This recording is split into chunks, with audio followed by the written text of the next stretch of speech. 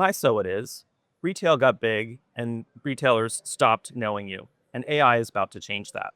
It's going to get really exciting for consumers and retailers.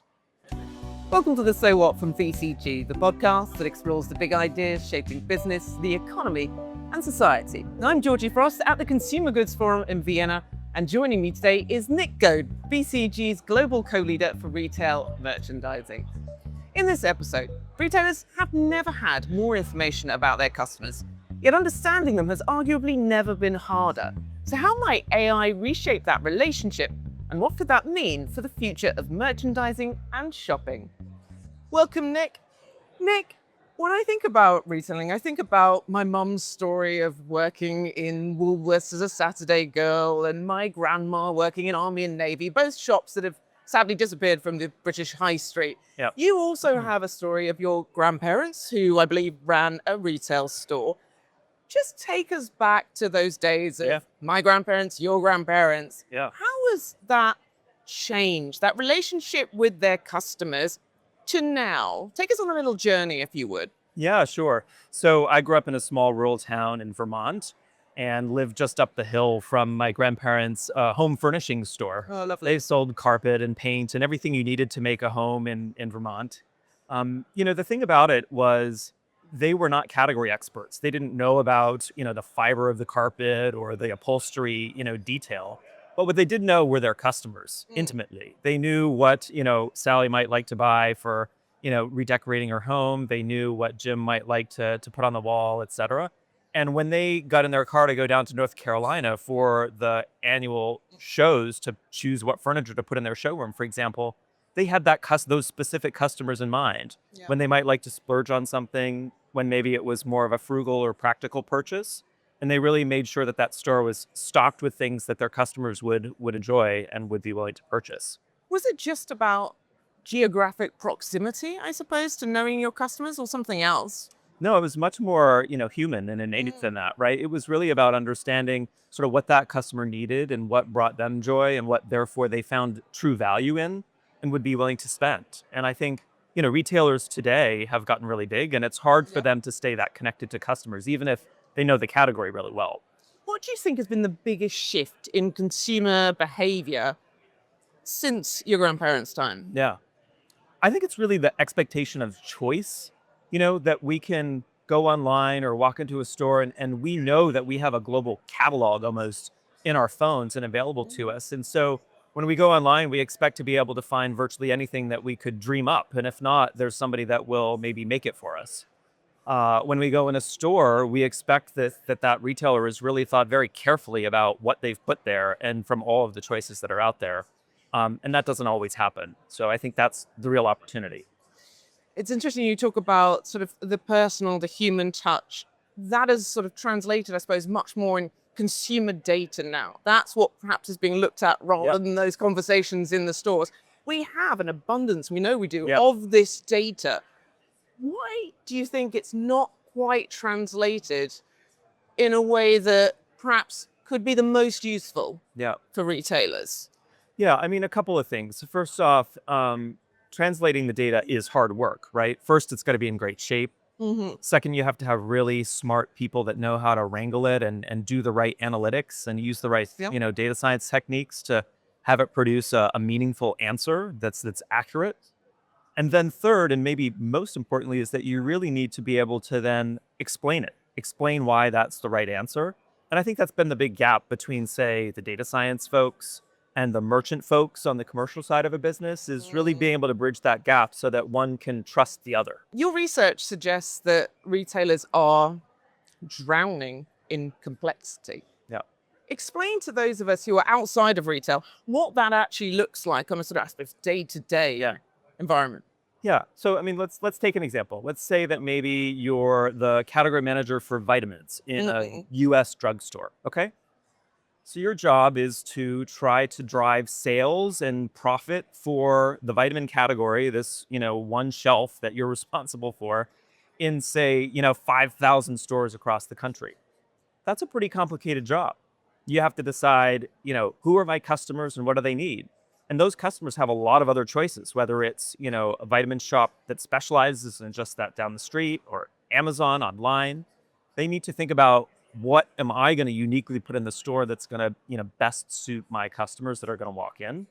They have to think about the right price to put on that, how to promote it, when to promote it, Mm. how deep to promote it.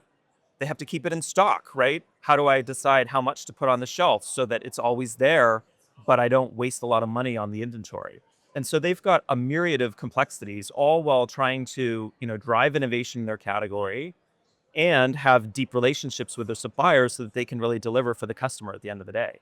So let's get into the AI question then. What can it really do to help what you're talking about here? I mean, you've spoken Yeah. about complexity, but there's also the explainability gap, which Yeah. is what sophisticated analytics can recommend and what I suppose retailers feel confident to act on. We've seen a bit of disparity there.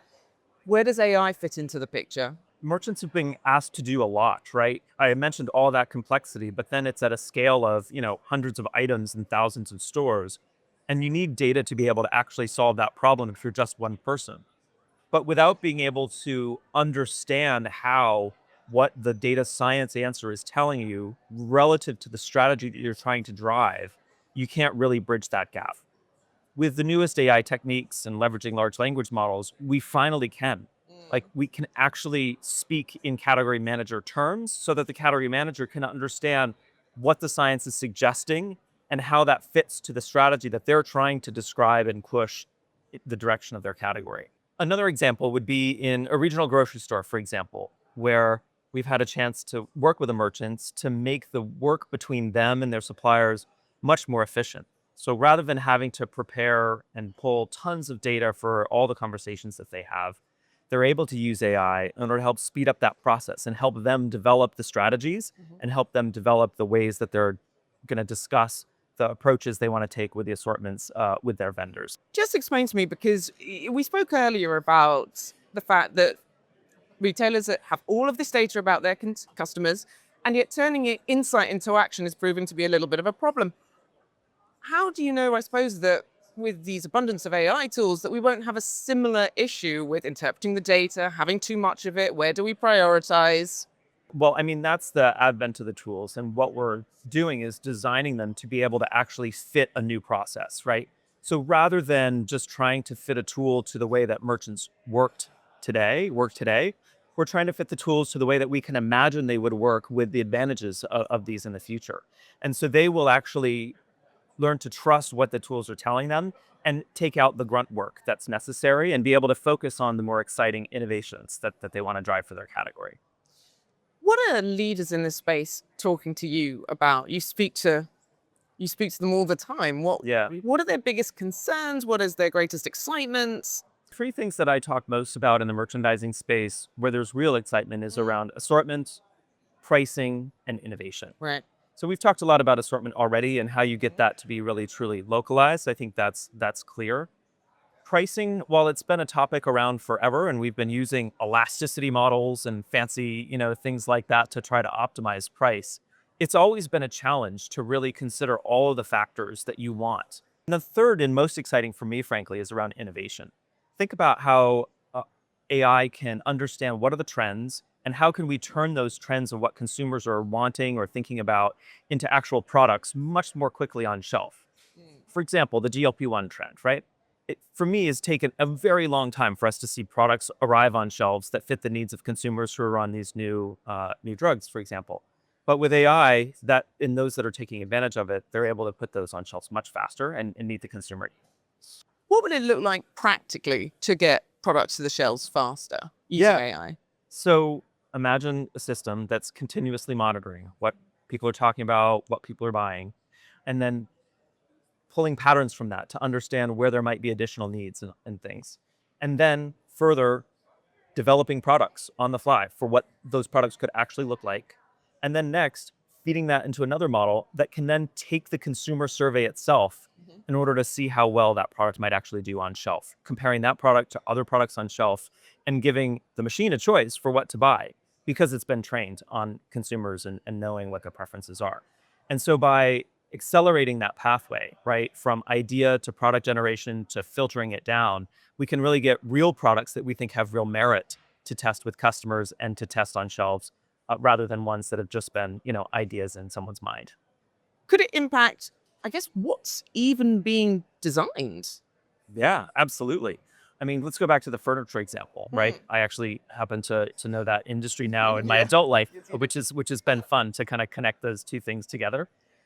We're thinking, a lot about how do we design furniture with AI, right? How do you take a concept but then apply it to different consumer needs? So if you Mhm. think about a couch, for example, how do you adjust the same design but make it fit for an apartment dweller on a budget Yeah. versus a home that might have more money to splurge on a couch, and be able to make multiple versions of a similar product but that fit well in different stores? One area that is quite, I suppose, difficult to navigate at the moment, we've done a podcast about this for the So What, is things like promotions and loyalty schemes. With changing consumer behavior, with all of this data, you don't really understand who your consumer is at the moment. Loyalty programs are incredibly important. But how do you get it right? How do you see AI changing so that almost we can be more targeted with loyalty? We can be more loyal as consumers to retailers. So I think loyalty and personalized pricing, for example, has gotten a bad rap, right? And the challenge has been that marketers have had to really pre-program a lot of what has gone in and anticipate, what is needed. I think AI and agents will really unlock a new way for us to be able to deliver promotions on the spot for consumers when we know they need it most, in order to help them get over that hurdle of clicking buy. So, if AI can help retailers with pricing, with products, with promotions, what does that change for me as a shopper? What will it look like? Well, I think it means that you'll go into a store and you'll feel that it was actually, more tailor made for you, that you'll find things that you like. I think it'll mean that when you pick up the item and look at how much it costs, that you're more likely to think that it's a value because they've been thoughtful about pricing the items that are going to matter most to you. We're talking a lot about going into stores, and yet, Yes. after years, it feels like of predictions about the fact that the bricks and mortar stores are going to go. We're actually seeing, aren't we, something of a renaissance, particularly among young people, of going into stores. And you combine that with the preference for experience, I suppose, over stuff now. Add that all together. What does the future of the retail space look like? Are those predictions sort of over? Is that Yeah. renaissance here to last? Yeah, I think it's a development for sure. And you could add to that the advent of agentic commerce, right? And how people will shop on Mm. GPT and really, nothing else, right? I think those are all coming together in really a real confluence, right? And what I think is people are really being able to focus on shopping where they find joy rather than having to do it as a chore. And that's what's really exciting to me, right? And I think retailers need to understand that, you might find joy out of going on a grocery shopping mission to think about what you're going to cook for dinner. I might find joy out of going to a clothing store and shopping for, okay, I got you wrong, but maybe it's the reverse. Depends if I'm hungry. Right. I might find joy out of going to a clothing store and Mm, thinking about what I'm going to wear to an event, right? But it's about retailers enabling you and I to go and on the shopping missions and find joy, whether that be mm. browsing online or in a store, and then leaving it to things like large language models to help with the efficiency aspects, right? You still need your cupboard, stocked, even if now I Yeah. know you don't really like going to the grocery store.